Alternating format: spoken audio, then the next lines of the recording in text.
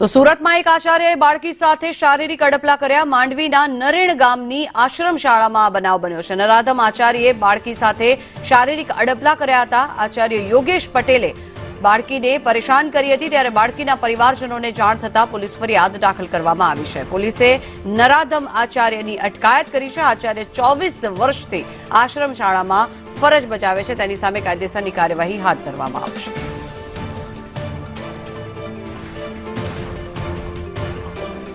વધુ માહિતી મેળવીએ, સંવાદદાતા યાસિર આપણી સાથે જોડાઈ ગયા છે। યાસિર, જણાવશો, એક આચાર્ય કે જેણે એક બાળકી સાથે અડપલા કર્યા હતા, શું કાયદેસરની કાર્યવાહી હાથ ધરાઈ છે તેની સામે?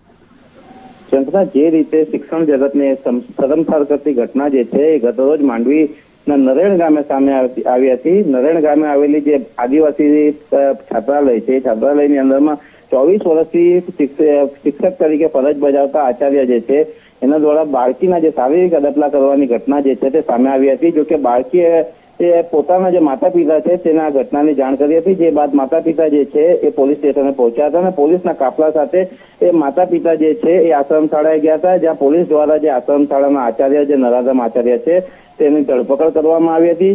હાલ પોલીસ જે છે તે આચાર્યની પૂછપરછ કરી રહી છે કે જે 24 વર્ષથી જે આચાર્ય ફરજ બજાવતો હતો, કેટલી વખત અને કઈ બાળાઓ સાથે તેણે શારીરિક અડપલા કર્યા છે, કઈ તમામ જે ઘટના છે તે ઘટનાનો હાલ પોલીસ પૂછપરછ કરી રહી છે।